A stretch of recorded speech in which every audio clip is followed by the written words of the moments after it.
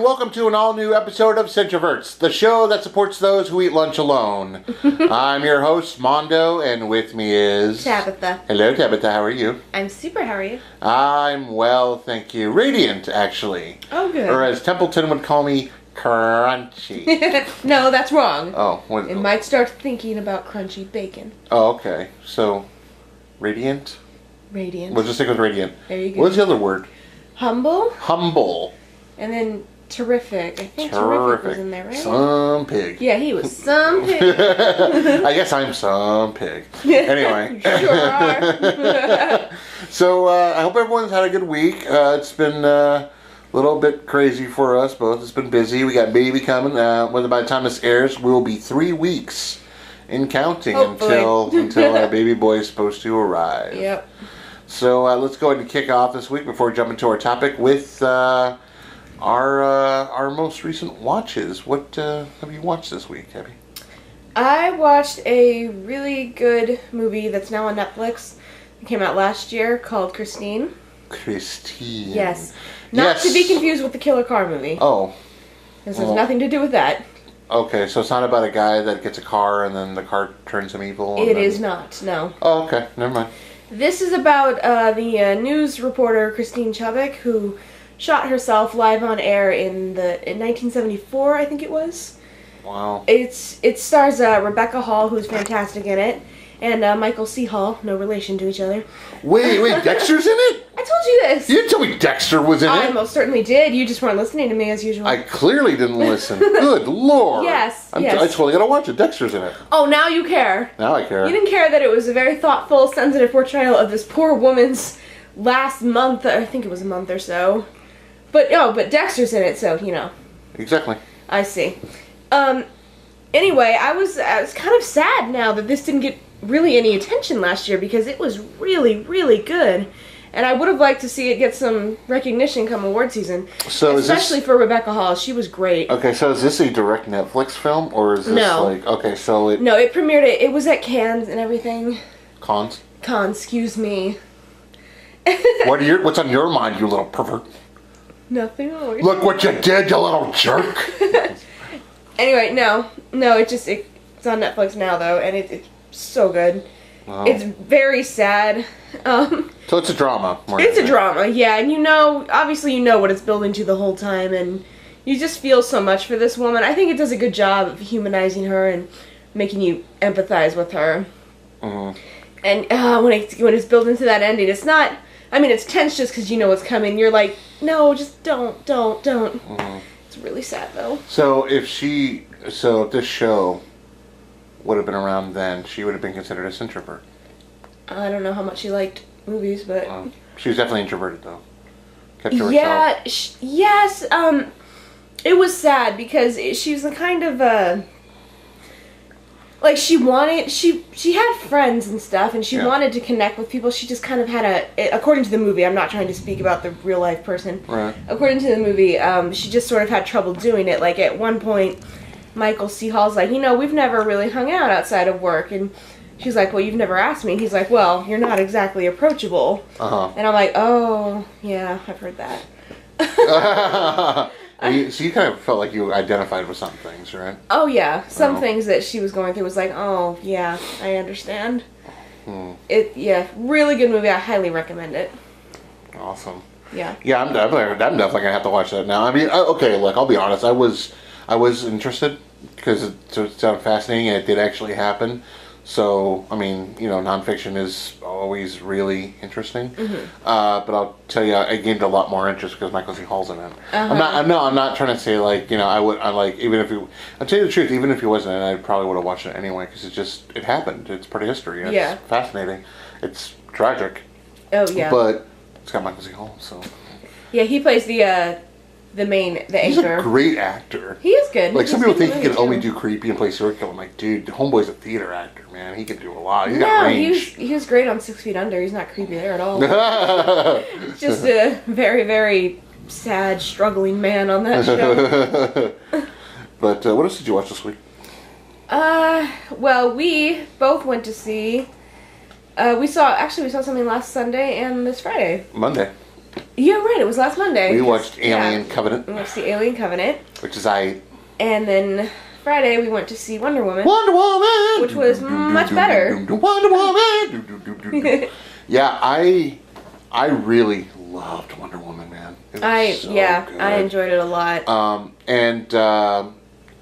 It's not really a spoiler, but I am gonna say something that I just read about online. It crossed my mind while we were watching the movie. I just didn't really put too much thought into it. But when this article popped up, I was like, "Oh no shit!"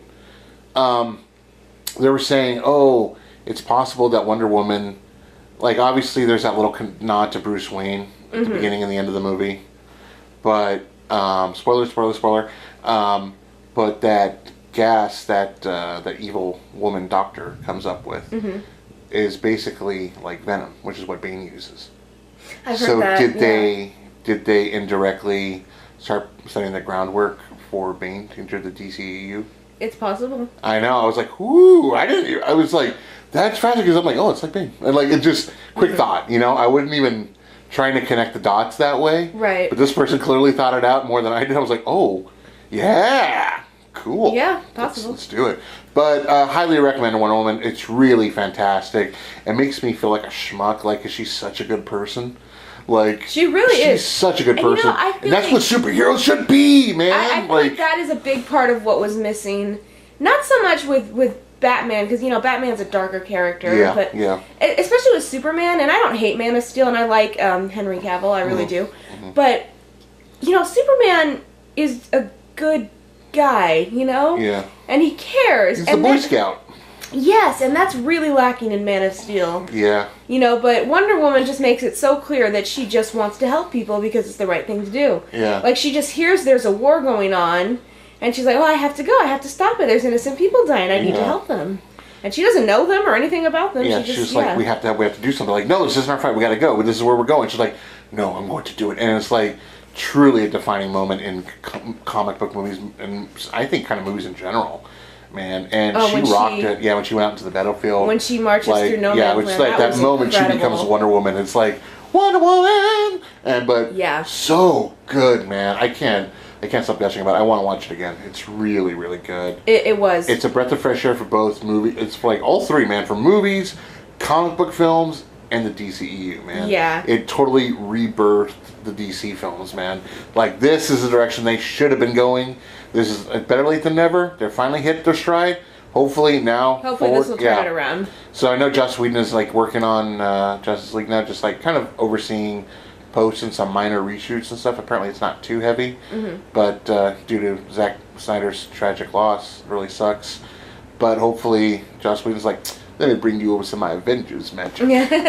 Let me show you what I'm going to do. I don't know why he sounds like a voodoo witch doctor. I don't know why either. But, and this might be a little thing, but I love how much you can tell it was made by a woman because there is no male gaze in it. There is no lingering, gratuitous shots of her in her outfit. Yeah. I mean, she's in the outfit and she looks great in it, but there's no oh, look at her, with the camera. There's none of that going on. And I loved that. Oh. And it's so, I'm I just never realized how much of that there is until I see a movie like this without it. However, you get a little Chris candy. Yeah, you do get a little of that. Little Chris Pine. You do get a little of that, yeah. But even that could have been more gratuitous. Yeah, that was mostly played for comedy. It was mainly played for comedy, yeah. It's true. And they don't linger on he's nude except for his hands covering his balls and dick. But other than that, you don't really see much because he's covering his junk, but it's a very quick shot. And, and yes, it is for comedy. And the comedy was really good in it. It did it without being stupid. Yeah. It didn't get overbearing, fucking really. No, it's funny. It's legit funny. Yeah. It's just good, man. It's just good. So and they played her fish out of water pretty good. She didn't know everything, but they didn't play her as stupid. You know what I mean? She was highly intelligent. She was. She's highly intelligent. Speaks many languages, but the world is new to her. Right, but I love this scene when they're on the boat and they're awkwardly, talking about sex, and she's like, God. "Oh, I know about sex." She wasn't like, "What? What's that?" She's like, "I know about it. I've read all 12 volumes." I read all 12 volumes of blah blah blah. Yeah. He's like, "Oh, all 12." He's like, "Oh, really?" He's like, "Yeah, so you know about it?" She's like, "Yes, I know about it." And apparently, Was it pleasure means nothing to men? No. Oh, no, it was so funny. It was men are necessary for reproduction, not so much for pleasure. No. He literally says, and it was like, no. So great. But we'll get off Wonder Woman. Yeah. I definitely want to talk about that more on another episode. We're supposed to have a guest, our first official guest this week, but due to schedule conflicts, we couldn't do it. But we did want to have a topic and bring up Wonder Woman, but we've had to put that on hold a little bit. So, but anyway, yeah, let's go ahead and move on. You want to talk about Alien briefly? It's been a week. Sure. I thought it was just okay. I mean, I didn't really. I didn't hate it as much as I hate Prometheus, and I think that's because I had high expectations of Prometheus. And then after I saw Prometheus, my expectations for this franchise Did you watch the Honest trailer, by the way? Yes. So fucking funny. Yeah, I think I for one just felt that, I don't know, it needed a decent story. I think the story was okay. The creature action, how little of it there was pretty cool. I like all the practicals, the CGI. It was very CGI heavy, but it's fun, whatever. But it's just, I don't know, the characters are idiots once again. Yeah, like in Prometheus. For everyone that did something stupid, something cool happened. Or for every cool thing that happened, someone did something stupid. Mm-hmm. The acting is good, don't get me wrong. Danny McBride, who I am pretty much a fan of, he rocked it. He's my favorite thing about this movie. Really, he is. He was really good. It did have the alien look and feel, the ship and everything, the production design. It had that Prometheus alien kind of feel, which is kind of cool. But, I don't know, just some of the characters and the story and the motivations are just kind of strange and don't really work for you. And I don't want to give too much away, but the main character, man, they were so trying to make her Ripley. They gave her the Sigourney Weaver haircut, the really short cut, and they even had her in the tank top and the the jumpsuit tied around her waist. So they were trying to make her look like Sigourney or like Ripley, but it didn't work, man. She wasn't brave enough, and she wasn't put in a position to be brave enough. I don't know. And then look, Michael Fassbender, he's all right, he's cool, but I just didn't get the. I don't know, a chunk of the storylines. I mean, the progression of the arc was interesting. It's intriguing what he did. I mean, like I said, I don't want to give anything away really, but. There's some stuff that he does that's kind of intriguing, but other than that, yeah. But if you've ever wanted some sweet Fassbender on Fassbender action, this is the movie for you. We won't explain it, but yes, if you ever... if that's what you're into, no judgment, then hey, you have fun with this movie. Yeah, if you want some Fassbender on Fassbender, and you want to see some bending... fast bending. If you want to see some fast bending, you're going to see it. Oh, you're going to see it, yeah. You're going to see all of it. But yeah, that was the ending was, well, not the ending, but the last bit with the alien on the ship, that was tacked on, and it just wasn't tense. You know the formula by now. Yeah. They do it in Alien. It worked for Alien. It worked especially well for Aliens. But other than that, it just never works anymore. They even tried to do it in Prometheus, where you thought that they gave you that false hope that the movie was over. Then that tentacle creature pops out. It's and you're like, oh, here it goes. But it doesn't work anymore because we see it coming now. And then there's no reason for it because it's not strong, Yeah. You're supposed to really think the movie's over. And that's supposed to be the last, most intense, scariest, action-packed shit ever. And it didn't happen. So it was like, And the last twist, if you can call that a twist. You saw it coming a mile away. Everyone saw that coming. Come on. You'll know. There's no way it wasn't going to end that way. If you are a filmmaker / hardcore film fan that knows how to pay attention, that knows how to pick up on plot devices or twist devices, you'll see it coming. You'll know. There's one key thing that gives it away.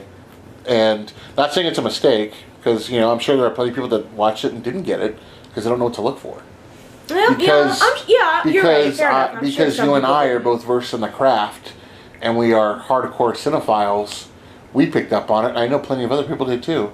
So yeah, I mean, if you know what to look for, or you know what giveaways are, you get it. If you're oblivious to it and just enjoy movies, you may not see it coming. Nothing wrong with that. No. Not bagging on that. Just for me. I know what to look let's for. Just get to it. I know what the hints are. It's all right, I know it's coming. Let's go. Doing. Come Let's on. go. But yeah, wrap it up. Enough bagging on that. But yeah. I mean, if you want some sweet xenomorph action, you're gonna get it. If you want to see the birth of a xenomorph, You're going to get it. If you want to see some fast bending Oh, you're going to get and it. the robot ass, you're going to get it. All right. Anyway, you see anything else this week? No, that's it. Cool. Well, we did watch Hannibal. We're almost halfway into Hannibal season 2. Mm-hmm. So delicious. Yeah.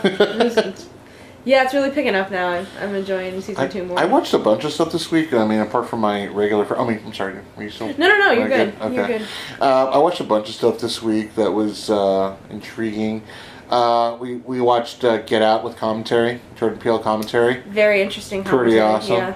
Yeah. On Amazon Prime, I watched the 90s hunter thriller The Ghost in the Darkness with Val Kilmer and Michael Douglas about the 2 lions in Africa. I like that movie. Fun movie, man. I love is. that movie. I love the it's really cool. So I was watching that. That's on Amazon Prime. On Shudder, I got to check out Bobcat Goldthwait's found footage Bigfoot movie called Willow Creek. Bobcat, the guy from Police Academy, he made a really pretty good found footage movie. I'm not a fan of that subgenre, but this isn't bad. And as far as Bigfoot movies goes, I've seen good ones, I've seen awful ones, I've seen mediocre ones. It's not bad. It's intriguing. There's a lot of mystique, and there's a lot of unanswered questions, but I found it intriguing, and the characters were real. That's what I loved about it more than anything. The characters were very real. It's a couple. It's a boyfriend, girlfriend, and they're having couple problems, and it's like legit. It feels legit. And there's some legit creepy things that happen in the movie too, off camera. So I don't know. I thought it was good. Check that out. That's on Shudder. I think I mentioned it before when I went to LA. I went home and I have a gargantuan movie collection, a plethora of movies. I brought back about over 100 movies with me that I put into a briefcase, just the discs, not the boxes. I just kind of dived in. I had a little Andrew Davis fest. I watched A Perfect Murder, which is a remake of Dial M for Murder. Pretty good movie, by the way. I really like it. Under Siege, a Steven Seagal movie. Pretty cool. I felt like something different, so I watched Darren Aronofsky's Academy Award nominated The Wrestler, which is a drama that I really like. Really sad. I don't know what possessed me to watch it. I just came across it. I'm like, I haven't seen that in a while. I'll watch it. Then I regret it after because then I started crying. And then this morning, I pulled out through on another DVD. I was watching Brandon Lee's Rapid Fire. Fun little action kung fu movie. But that's all I watched this week, apart from my regular TV fare. Right. But let's go ahead and jump into this week's release. Then we will hit our topics. Okay. Jumping on Netflix, man. Netflix dropped some cool shit. House of Cards. New season, House of Cards, man. I watched most of the first episode, but can't wait to dive into the rest of it. I'm digging it. It's got some Kevin Spacey, Robin Wright, Joel Kinnaman action. Pretty awesome. Marvel's Doctor Strange has dropped on Netflix. So you want to get your MCU on, watch some Doctor Strange. Returning to Netflix after a brief hiatus, Sixth Sense and Zodiac. Which we have on now. Yeah. Zodiac, yeah. Right. We're watching that right now on mute. Masterminds, if you like Zach Galifianakis and Kristen Wiig and Owen Wilson, it's a heist comedy. Came out about a year ago or earlier this year. Masterminds, that's now on Netflix. F is for Family, the animated comedy series, has new episodes. Sarah Silverman's got a new stand-up special. Now, a movie I really want to watch, it's a Netflix original as far as I know, Headshot. It stars Iko Uwais. I tried to figure out how to pronounce his name. I looked it up. I couldn't do it. The main character of the Raid films. He's got a new action movie, and it's like a drama, action, violent movie. It was co-written by the guy that did The Safe Haven. It was written by the guy that co-wrote the Safe Haven segment in VHS 2. If you've seen that one, it's the one where they're in Indonesia, and they go to this Safe Haven, where it's like a cult, and all these people do like a mass suicide while a documentary crew's there. But then they come back as they all get demonically possessed and turn into zombies. It's fucking nuts. It's really cool. I've only seen the first few. Oh, this is like the best segment in the second one, I think.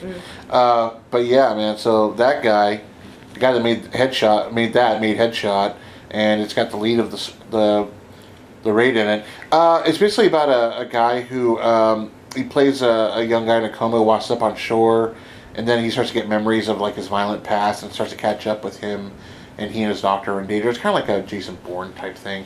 I don't know much about it, but it's now on Netflix. I plan on watching it this week, so I'll review it next week. Pretty badass. Arrow, the series Arrow, the Warner Brothers, the CW show Arrow, and Switch Up Earth have new episodes just uploaded. A horror film called Beyond the Gates, which I definitely want to watch. I heard it's pretty great. Beyond the Gates came out last year. It's about some video store clerks that are brothers. Their dad used to own the store, and he disappeared years before. They start playing some kind of mysterious role-playing game that comes to life. So it's like a throwback to 80s horror movie. I mean, it's set in a video store. So I was going to say, that's highly unrealistic. Yeah, okay. But it sounds Video awesome. store. I definitely want to go ahead and check that out. But Amazon's got some new stuff that's now on demand. You can order and watch it soon. Life.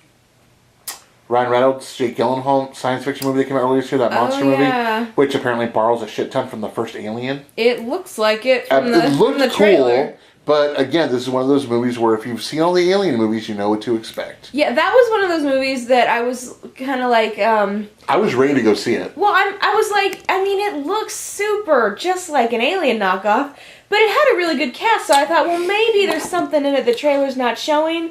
But Which is like, apparently it makes Reynolds look like a main character, but he's like dead in 10 minutes or something. Yeah, then based on the reviews, I said, no, apparently not. It's just an Alien knockoff. I guess they were just offered a lot of money. Yeah, it looked good, and I still may see it. I mean, because it's so, I mean, maybe it's at the cheap theater. Maybe we'll go check that out. I don't know. Yeah. But John Wick 2's on demand. I'm sure you can pick that up now on DVD. It should be out soon. If it's not already. I don't know if I missed that one. It's John Wick 2, which I still haven't seen, want to see it. Raw. Raw is now on demand on Amazon. I'm sure you can get it on cable too. Raw hit a bunch of controversy when it came out. It's about cannibalism, and I don't know. I don't know much about it. It looks pretty out there though, and I've heard some people say it's really disgusting. Other people say I don't know what the big deal was. But that shows how desensitized some people are with their horror. But it's called Raw, and it's definitely about cannibalism. So you're into that, check that out. If you're into that. Yeah. If you eat people. XX, it's a all women in horror anthology movie. Nice. So that's on demand now. I Am Heath Ledger, documentary about Heath Ledger is on demand. A Cure for Wellness. It's kind of like, it looks like Shutter Island type movie. It came out earlier this year. I was curious about it, but I heard it's like really long, but not with much payoff. I'm so curious about it. It was directed by Gore Verbinski. He who directed the first The Ring and Mousetrap. And Mousetrap. and Pirates of the Caribbean, yeah. So check that out. The Last Word, which I kind of want to check out. It was directed by Mark Pellington, who I'm just a huge fan of. Mark Pellington did Mothman Prophecies, Arlington Road, and Henry Poole Is Here, and I Melt With You, as well as a billion music videos. This is very different from all those films, though. The Last Word is about a young journalist set to write a biography on a retired businesswoman, like this business heir. She's like huge. Amanda Seyfried plays the that journalist. came out already? Yeah, and Shirley MacLaine plays the businesswoman. Okay, that came and went quickly. Yeah, so it did, but I think it was a very limited release. It wasn't like a big movie, but I mean, anything from Mark Pellington, man. I got to meet him once. He's awesome. I have his business cards in my wallet. But yeah, man, I want to check that out. And this is kind of mind-blowing. This last movie I'm going to mention here, Lady Blood Fight. Now, I was just going through Amazon like, what the hell is Lady Blood Fight? The literal explanation for it, the description of the movie was a young woman joins a fight competition in Hong Kong called the Kumite. I'm like, that's all I had to read. I'm like, motherfucker, they remade Bloodsport without calling it Bloodsport. It's an all-women fighting to the death, full contact, underground, mob ran, gambling ring fight to the death thing in Hong Kong called the Kumite. The Kumite is a real thing, apparently. It's what Bloodsport's based on. Okay. So Bloodsport was Van Damme's first really, really big breakout movie.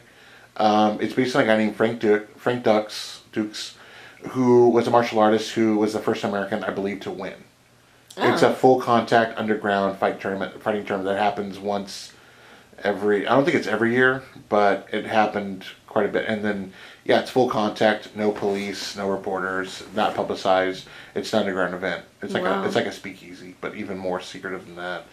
A secret society kind of thing. It's ancient. It's an ancient, trial of battle or whatever. But yeah, it's about a white blonde girl that goes to Hong Kong, gets mugged, kind of knows how to fight, but gets mugged, and some Asian girl saves her life, and she's like, "Where'd you learn to fight like that?" She's like, "The Kumite. The Kumite is a competition where people fight to the death. And apparently, if you win, you get money." And she's like, "If I win the Kumite, it could change my life. Teach me." Because sure. I had to watch a trailer. I'm like, what the fuck? That would be my first response. Oh, cool. Teach me to win that. That's something I never understood in kung fu movies. Or it's like Karate Kid, for example. It's like these guys are black belts, been training for years, can fuck shit up and probably kill someone. I'm going to train you for 2 weeks, and then you're suddenly going to be a master? Uh-huh. Don't agree. That bugs me too in these movies. What was that show? Those guys that... Mythbusters? Is that what it's called? There is a show called Mythbusters. Was those the guys that prove things were fake? Like you won't blow up if your phone rings in your public ass. That kind of stuff? Yeah, they did stuff like that. They're like, okay, I would like to see them do that. Like, okay, let's get a grandmaster, and let's get someone to train him for 2 weeks or a month, and watch the grandmaster fucking kill him within a minute. Yes. Right. So anyway, if you're into that garbage, watch it. I mean, it looks like it's well made. It's just like, you're totally ripping off Bloodsport and putting girls in it. Nothing against the girls, don't get me wrong. I'm all about Wonder Woman, all about women kicking ass. But, come on, lady blood fight. Come on, I don't know. I don't know where to go with that, man. But, that's going to do it for this week's releases. Let's jump into the topics. Wow, that took a while. I'm so sorry. Let's jump into our topics, man. So, since Wonder Woman came out, we had a really amazing first-time on-screen heroine. We wanted to go the opposite route. Let's talk about villainesses. Let's talk about the bad girls. Well, everyone's focused on Wonder Woman. Let's talk about Ursula. Let's talk about, Miss Hudson, Baby Jane, Let's talk about Annie Wilkes. Yeah. Let's talk about the crazy bitches. No offense to women. No, I just called them bitches. Wow, I'm going to get yelled at. All right. But no, let's talk about the bad girls, man. Let's dive into this shit. Who were some of your favorite bad girls? Who are we going to talk about today, Tabby? Well, first, just in general, I want to talk about the Disney ones. Oh, yeah. Because there are so many. I couldn't, sit here and talk extensively about all of them. Yeah, you can't talk about a language. You guys don't like a girl with a lot of blabber. Don't forget body language. Ha! Yes. Sorry. Obviously the first Disney movie ever, the first full-length animated movie ever, had a female villain, the evil queen in Snow White. And I like Snow White, and she doesn't get really, she's scary, I guess. She doesn't get really scary until she turns into the old hag, though. Then it's kind of like, get away from me. But, Snow White being an idiot, oh, sure, come on in. So, evil queen, she's iconic, not so much with, character development, and, women motivations, or what men think are women motivation. This little thing thinks she's prettier than me. I don't think so. I will see her dead before I allow someone to be prettier than me.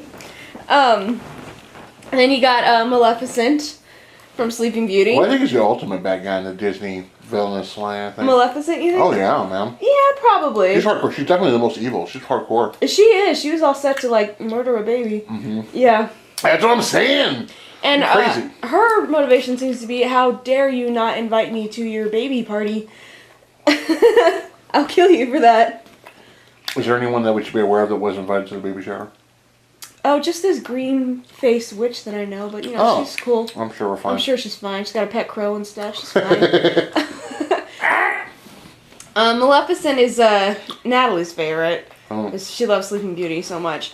I neglected to see the Angelina film a couple years ago because I do not like Angelina. Really? She's a good guy? Yeah, some weird thing. I don't Turn into know. a big guy at the end or something? I don't know. I don't know. And apparently the 3 fairies are just idiots in it, which I don't like. Mm-hmm. Ursula. Ursula's the best. Ursula's bomb. Ursula's great, and she's got the best villain song. I mean, like she's like a drag queen. Yeah, she's based on a drag queen. Is she really? Yeah, she is. I know that. Yeah. What's her name? RuPaul. Was it Divine? Miss Divine? Oh, no. I'm pretty sure. I can't remember the name, but yeah, no, she's based on a drag queen. You know who might be more evil than Maleficent? Who? Cruella de Vil. Cruella de Vil. She wanted to skins of fucking puppies, man. That's pretty awful. She's all about killing animals for clothes. Yeah. Cruella's pretty terrible. Like, she's the reason, like, the PETA people are a thing. You know? Like... Yes. Wow. Yes. Yeah, I almost forgot about her. Yeah, Cruella, she's pretty nasty. Yeah. But Ursula's my favorite. Although She's probably the most enjoyable to watch out of all of them. She is. She's so much fun with her little eels and wasting away to practically nothing. Look at me, I'm wasting away. She's such a And drag queen, it's true. And her creepy garden. Those are scary. Those little things that are just like. Then they try to grab her, Yeah. Ariel when she's flying through it, or flying, swimming. No, the only one that legitimately had a scary moment for me was Lady Tremaine from Cinderella. We talked about that. Yeah, when she realizes that it was Cinderella who went to the ball, and that shadow just falls over her face, and Except her eyes for her start eyes. to kind of glow. Her eyes go brighter, and like her shadow goes over her like silhouette. And if you didn't know anybody, you're like, oh my god, she's about to straight up murder her. I thought so. Oh my gosh. Yeah, Lady Tremaine I really like, even though Cinderella's not one of my favorites. And then there's the Queen of Hearts from Alice in Wonderland. And she's a blast to watch because she's just such an overgrown brat. Like, is all she's that probably she the is. second most entertaining to watch next to Ursula. Yeah. She's just so fun because she's just tempered, just screaming and yelling. And she doesn't really think out her evilness. She's just... Impulsive. She's a grown-up Angelica. Yeah, she's Angelica impulsive. Pickles, yeah. Grown-up Angelica. Yeah. And I love her teeny tiny calm husband. Husband king. Yeah, I always wondered about them. Is that her son with a mustache? Odd. I wonder what sex is like for them. That's disgusting. How dare you? Like, you think he gets on top? Because if she does, I mean, he's dead. Get out. Just get out. But yeah, those are kind of the main ones. There was I want you to think, Goofy has a son. I know. Goofy's had sex. Yes, he has. I want you to keep that in your mind now. Oh, believe me, I've often wondered who banged Goofy. No. Who did Goofy knock up? No. Who is she? A woman. Goofy Where is she? Goofy is known a woman biblically. They probably did a doggy style. All right. Anyway, moving on. Now that I've corrupted Disney, is there anyone else you want to talk about from Disney catalog? Those are the main ones. I know I've only seen Tangled once, but Yeah. there's a what's her name, Lady Gothel, I think, is the villain in that. Yeah. She was okay, but like I said, I've only seen Tangled once. Oh, what about what's her name from Emperor's New Groove? Oh, Yzma! Yes! Yzma's hilarious. Because Emperor's New Groove in general is just hilarious and great, and I love Yzma. I love how old and decrepit and jealous and angry she is. And Yeah. I love it so much. I think I've only seen, I've seen bits and pieces of it over the years, but I think I've only seen it all the way through maybe once a few years ago. Oh, it's so good. But it is really funny. John Goodman forever. Yes, so funny. Oh, and I'm Yeah. sorry, I forgot. Medusa from The Rescuers. Oh, yeah. Yeah, See, she's great too. here's the thing, They're man. pet alligators. I'm all about Rescuers Down Under. I'm not so much about the first one. Oh, I like Rescuers Down Under too. I like them both.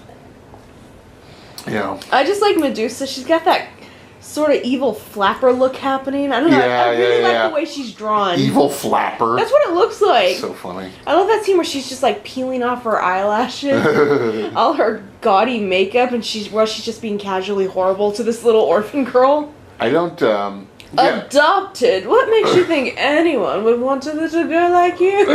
Good God.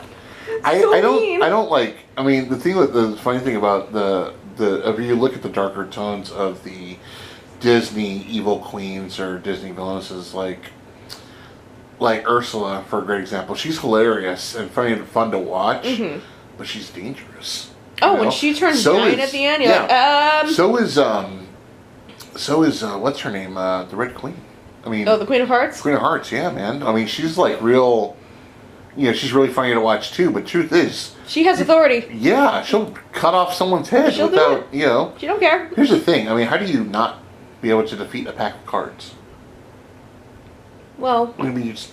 I don't know. But because she was small and then big, when you're small... Oh, that's right, she was tiny at that point. When she was big for a minute, then she just kind of flicked him away, but, you know... That's right. Okay. Well, good. I'm glad we got that covered. I'm glad I could clear that up for you. So, let's talk about some other crazy ladies. You want to talk about? You go first. Oh, I mean, no, you can go. Ladies first.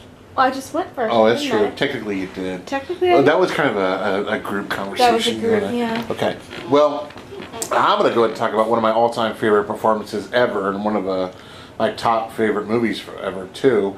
Talk about Annie Wilkes in Misery, played by Kathy Bates. Academy Award winner Kathy Bates for this movie. Now, I think that's probably one of the craziest performances like ever, and she deserved that Oscar, man. I mean, yeah. Kathy Bates is my all-time favorite actress, mainly because of that movie. Really? I didn't know Yeah. that. Oh, yeah. No, I love Kathy Bates, like, in everything. And that movie in particular is just truly incredible. When was the first time you saw Misery? First time I saw Misery, I was either in junior high or high school. I remember me and Natalie rented it. Megan might have been there too. And we watched it at her house, and it was really creepy. And we enjoyed it. Like, just that first time you realize, oh my god, she's dangerous when she wakes him up in the middle of the night after she read it. Yeah. And is just like flipping out. Yeah, I was kind of hooked from then on. Yeah. There's a bunch of like really cool references in that movie too. Before I talk about Annie Wilkes, I want to talk about just a couple of things. First of all, as of 2017, it's the only Stephen King adaptation to win an Academy Award. No kidding. Yeah, she won Best Actress. Wait, for an actor you mean, or in general? No, in general. Shawshank didn't win anything? No, it was nominated. Oh, wow. I thought it would have won something. No. Huh. No. That's crazy. And they also reference the guy who went mad in a motel nearby. That's a reference to The Shining. They talk about that too in the movie. Yeah, it's just nuts, like how she just becomes completely obsessed with. I mean, it's just okay. So she's basically obsessed with this guy, who she would only saved his life because she was following him. Mm-hmm. You know? Paul Sheldon is her favorite writer. I mean, obviously you got to see this movie if you haven't already. Paul Sheldon, like world-renowned, famous writer, like King himself, is and he does his ritual of going to this cabin and finishing off his novel, and then having a smoke and popping a bottle of champagne and just like going back to town. He crashes, and then she finds him in the snow, pulls him out of the snow, and she's a former nurse, and she's nursing him back to health. And she just keeps him there. Like, okay, like, what's nuts is, I mean, I always thought this would be true, because certain places are like, don't worry, they won't just kill you, they'll keep you. Mm-hmm. And she doesn't want to kill him. She wants to keep him. Yeah. And what's crazy is she's built up this, like, fictional version, this alternate reality of what the situation really is, which is she's in love with him, and hopefully, or she's pretty sure she'll learn to love him, because at one point she says to him, "Don't worry, Paul, you'll accept the fact of living here." Like, she tells him that at one point, and every time he tries to defy her or like go against her, she manipulates him into doing something else. So there's a part where he just finished his new book. She wants him to burn it. So she brings in a barbecue and puts his... that was actually sad. Yeah, he puts his... well, he killed off Misery. Yeah, exactly. She's not having that. Yeah, exactly. So she put his transcript on the grill and put barbecue fluid, like lighter fluid all over it, and gave him a match. Like, do it, go ahead. And he doesn't want to. So she starts talking and walking around the bed, matter of fact. Every time she moves her hands, she shakes the lighter fluid on the bed, hinting like, "I'm going to burn your ass." Yeah, it's like, you better do what I say. Oh, God. And it's like so great. And I love when he does it, and he's devastated. She's like, "Oh, heavens to Betsy!" Yeah. I love that. She's a mix between like Miss Goody Two Shoes, grown up like cutesy pie. Yeah. She's like an evil little girl. Yeah, Like I she's can see very that. much like she's like a woman with a child's body, but fucking demented as shit. Yeah. Do you Like- think? Oh, sorry. Go ahead. Yeah, no, go for it. Go for it. I was just saying. Do you think anything would have played out differently if she had liked his book? I mean, obviously she wasn't planning on letting him go. No, I think that's a really good question. It's possible. Like, I don't think she would have been as like things wouldn't have escalated as quickly or as much. Right. But that was just the beginning of like her. She started, because that's when, like, everything stopped. She was going to gradually, I think, let him because he was being so good to her and everything was perfect. Everything was good. She was a little strange, but she was harmless. Yeah. But then once that happens, that's when she's like, "You dirty birdie." Yeah. And then she like tells him, and she's like, "And by the way, don't stop expecting someone to come out here. You're the police, you're editor, no one, because I didn't call them because they're not looking for you, and you better hope nothing happens to me because if I die, you die." It's like, oh shit. Yeah. Like that's when it all just starts to go to shit. Was when she reads his, the new Misery book, and then it turns out that it's, Yeah. it ends the way it does. It ends the series. Her favorite character, who she apparently loves so much, and I don't know. I mean, I don't know if it's really someone you want to. I don't know. I've never clung onto a character that much. I know we've all been fans of things, books, characters, TV shows. Well, to be fair, I've never had the writer right in front of me when I've been upset by a character death. Who knows what I would have done in the heat of the moment. People react drastically different to that. Like, you killed Fraser! It's like you having Paul Haggis. Right? Ah! Kill you! You let them cancel do stuff! But yeah, no, she's out of her damn mind, and it's just, oh man, it's just so good. It's such an amazing performance. I always wonder also what happened is, there's the part where Paul like plays into what she's doing and he starts writing the new Misery book. She forces him to, basically. And he's like, "Let's have dinner, you and me, celebrate Misery's return." He's been stashing the pills that she's been giving him for his medication. And apparently some of them, I think there might be sleep aids. Can't really tell what they are. I don't remember. But she gives them to him a lot, and so he decides to just keep them all.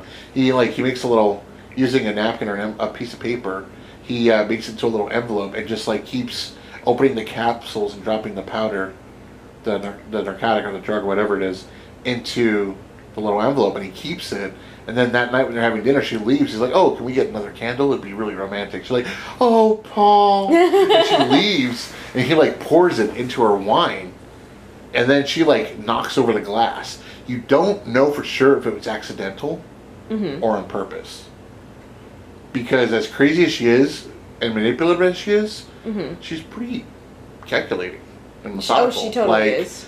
Totally. Like she pays attention to things. Like he breaks out of her room, he knocks over a little penguin, and then he puts it backwards. Like, I don't know, sometimes little things like that, you don't notice in your home. Sometimes you do. Yeah, and she was hardcore about it. She figured Yeah. it out. And she didn't tell him that she figured it out. Because when she ultimately goes up to him and like, right before she like breaks his ankles with a sledgehammer, it's like, she's like, I know you've been getting out of your room. First I couldn't figure out how you did it. Then I found you this. And he holds up a bobby pin that she dropped that he'd been using to pick the lock. And he's like, "Oh, what are you talking about, Annie?" And he's like reaching out of the mattress. She's like, looking for this. She pulls up the knife. It's like, she knew. She's like, "First I couldn't figure out how you did it. Blah, blah, blah, blah, blah. But Penguin always faces west. He was facing east." It's like, she knows. Yeah. It's like, shit, she's crazy. She really? And she's organized with OCD.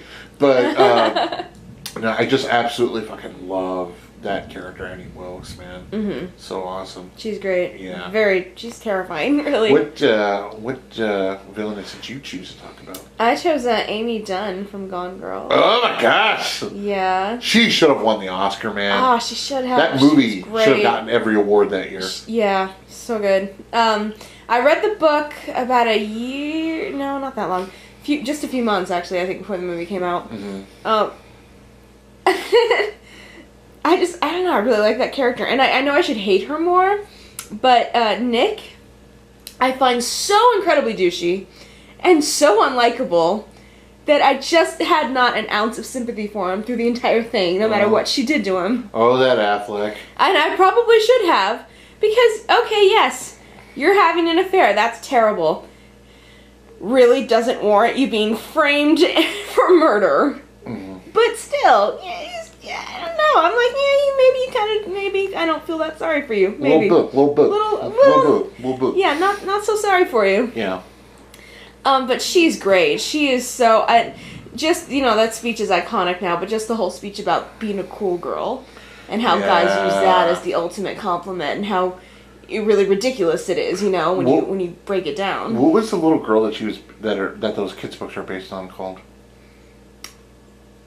The book series was called Amazing Amy. Amazing Amy. Yeah. Yeah. Yeah, so you can sort of understand why she has this complex, because she's been treated like Amazing Amy her whole life, And then when that starts to fall apart, and she feels like she's been thrown over by him on top of everything else after, she's moved out there for them, her career's sort of not going great, and he's moved on to a younger woman.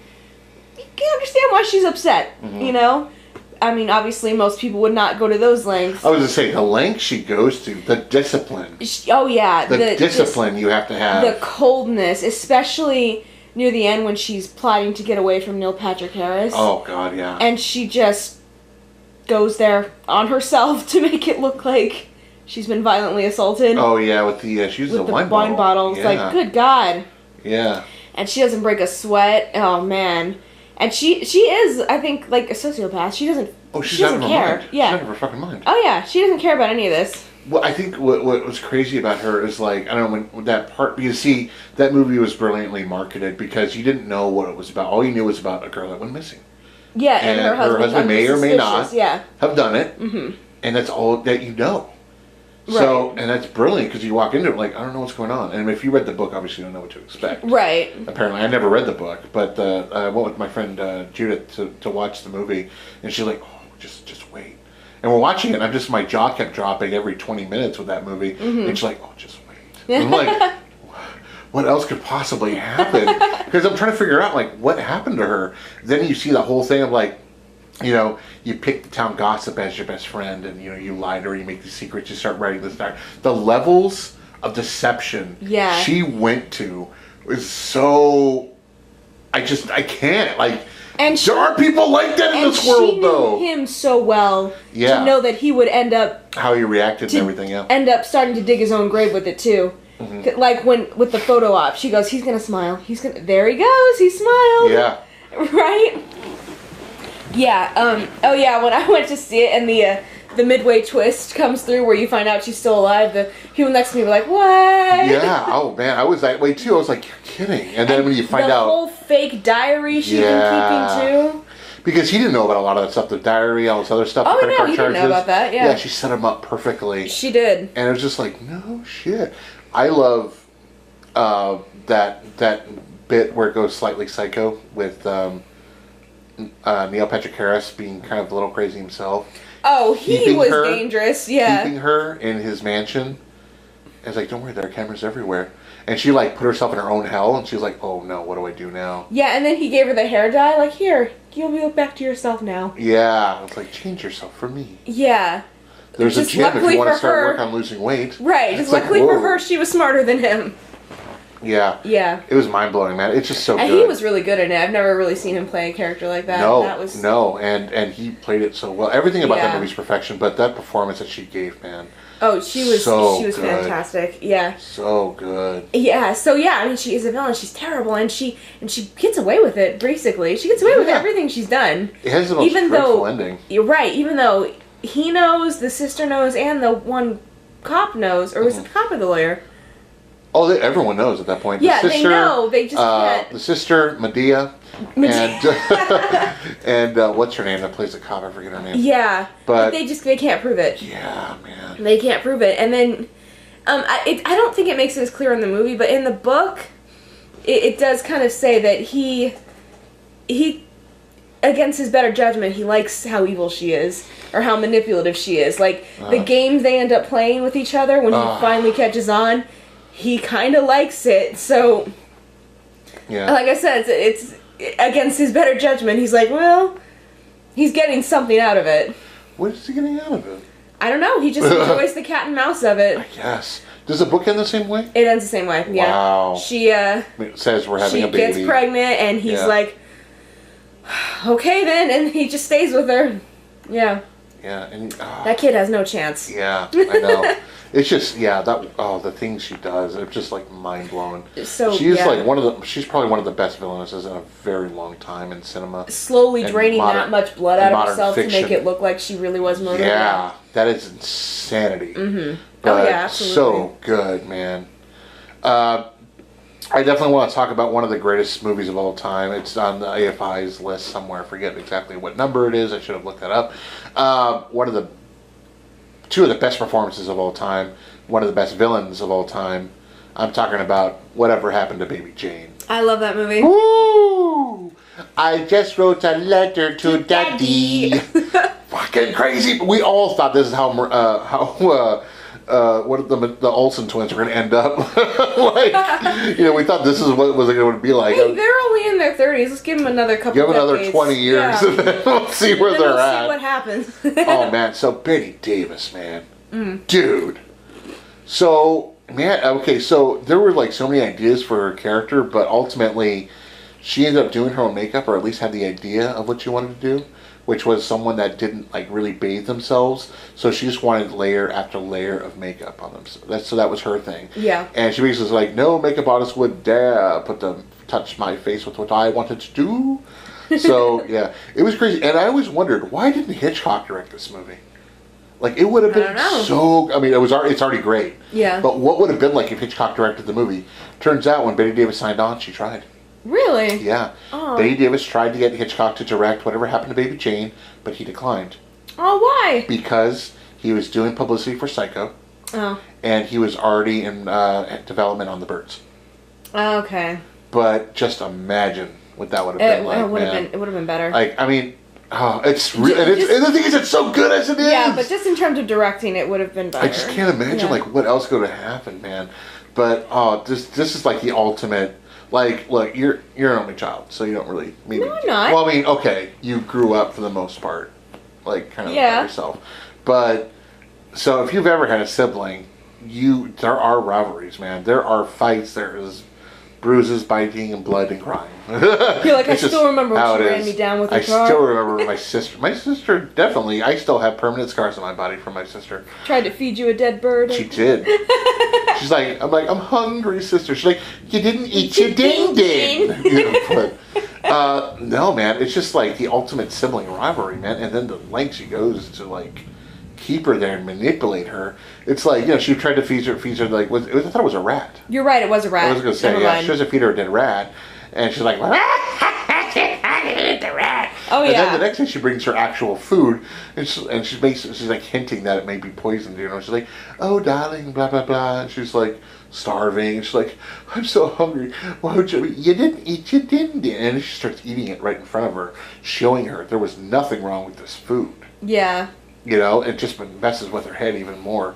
It's so good. And the thing is, though, like, Blanche is not totally an innocent. I mean, she's not. She really did kind of drove her to insanity. I was going to say, literally and figuratively, if you think about it. Yes. Did try to run her over. Yes. Yeah, so. Yeah. I mean, oh gosh. And you know what? There was so much animosity with these characters, it carried over because there was already animosity behind the scenes as well. Oh, they had a long-standing hatred. Yeah, I haven't seen that movie Feud that was on FX, the miniseries. I didn't get to which apparently is really good. I wanted to see it. I haven't seen it. But yeah, they went at it, man. There was shit that went down. One of the funniest things I think was Joan Crawford. Bette Davis. Was it Bette? Yeah, I think it was Bette Davis. She had a Coke machine installed on set just to piss off Joan because her husband was the chairman for Pepsi. Oh yeah. Yeah, I was like, fuck, how bitter. So there was definitely little attacks and stuff like that, and I don't know how deep the stories go. There's a billion of them. I didn't really research it too much because you could probably just watch the show, and there's books. I think Bette Davis has a book called This and That.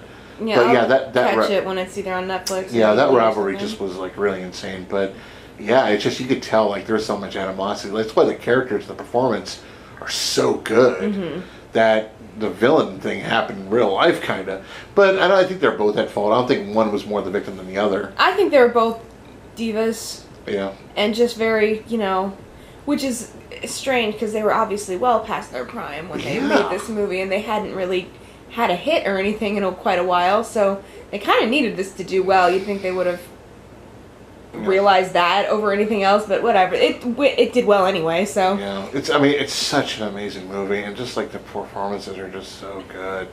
But I mean, when I think about films, I think about like, crazy, strong, powerful female performances, especially from women, the crazy women. These are the performances I think of. I think of Kathy Bates. I think of Bette Davis. I think of, dear Lord, I'm brain farting on her name from Gone Girl. Oh, Rosamund Pike. Yeah, I mean, like, so good. I mean, Rosamund Pike is definitely like, modern, like the modern performance. I think that's going to be talked about for years. I think as big of a hit that movie was, I don't think it really made the impact I think it should have made, but I think it will happen. I think it's still with gonna. time, you think? I think people still look back like, do you remember Gone Girl? How good the performance was. I mean, I thought it was supposed to be like the next Misery, like the next Kathy Bates, Annie Wilk performance. This is an odd thing, but I don't know. What really sticks out to me about that movie was the first teaser, where they're playing She, and and I really had no idea what it was at that point, but I was totally hooked on that. I love that teaser. I only knew it was David Fincher, and I didn't know much else. Yeah. Real quick, this wasn't really planned, but I do want to talk about one more performance I do really like that's on film. Some people talked about it, some people didn't. It's Marcia Gay Harden's performance as Miss Carmody in The Mist. Oh, that's a good one. Oh man, that's nuts. That's she a good plays one. Psycho-religious woman, and she's like, she gets people to turn, And she's more terrifying than what's outside.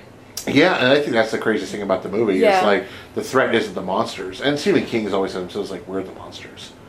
That's so deep. It's like the monsters are real, but they're inside of us. Sometimes we beat them, sometimes we don't, and it's true. It's like if you think about it, all these films are like Annie Wilkes isn't a monster; she's a woman. Yeah. She's a middle-aged. She's a sick woman. Sick woman. Yeah. Sick, crazy-ass woman. Yeah. And Miss Carmody in The Mist, also, she's like a churchgoer. She's like, and there's a great moment in The Mist where, I guess they're talking about, what their options are towards the end of the movie. It's like, we're civilized society. He's like, yeah, as long as the power's on, the lights are on, and you can call 911. But take these things away, put people in the dark, and they'll get desperate. You'll see what they're really like. It's true. That's true. If I lose my power for an hour, I'm resorting You'll to become Miss Carmody. savagery. Yeah. Kill the boy! Pretty much. They're ready to sacrifice the dog. Yeah. It's nuts, man. I don't know. But, I mean, it's tragic. It's just sometimes desperation can bring out the worst in people. It's like any zombie film will show this too, like Night of the Living Dead, 28 Days Later. You see when people are put in this position, how crazy they can get. Yeah.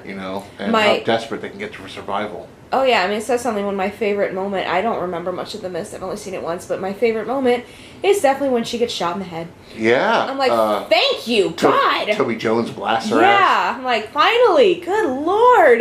Yeah. Yeah, it's just, she's crazy because she's like, I like what Thomas Jane refers to as like our very own Jim Jones. There you go. It's like, he's like, 9 for 1 when I got here, but we're start drinking the Kool-Aid. Right. It's just true because she's big. I think it would have gotten to that point. Probably. What else are they going to do? They're going to run out of resources. Yeah, they're running out of resources, true, but then at the same point, she's starting to manipulate the situation. It's like, oh, this military boy, it's his fault. Oh, he brought down the wrath of God upon us. Feed him to the beast. She had them rioting. Yeah. And then they were like, and they did it. They followed her, and more people started following. And at the end, it's like we need to give the beast an offering of blood. Because at one point she gets backhanded. Because she's talking to her, being all preachy, and she's got a little blade. She's like, look, another down payment. Blah blah blah. She was like, out of her fucking mind. And at the end, it's like, we need to feed the beast. We want the boy. They're ready to kill a child in the name of God for a second. Dude, that's fucking evil, man. Yeah. That's just it's one pipe bomb away from being a terrorist. It's fucking nuts. And it's just, she's so good. And just another solid performance, man. It's just, I don't know. I'm sure there are so many others out there, but these are the ones that I like. These are the ones I want to talk about. What's up? Yeah, we could go into. I'm not going to, but just go briefly mention like Glenn Close and Fatal Attraction. Yeah, I mean, we did talk about not much for that movie in general, but she's really good in it. Yeah. Or Jamie Lee Curtis and Mother's Boys. I haven't seen that one all the way through. Yeah.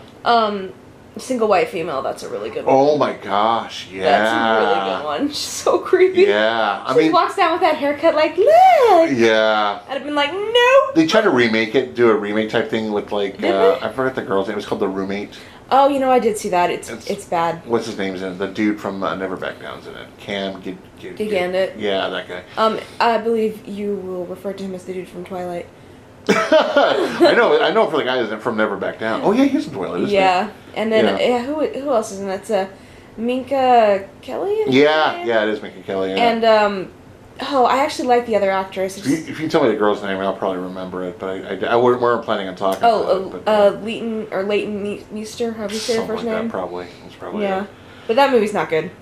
Single White Female's better. Just watch that one. Oh gosh, yeah. I mean, that's another really good one. I mean, like, we should have talked about Single White Female a little bit. Yeah. But, we brought it up, so there you go.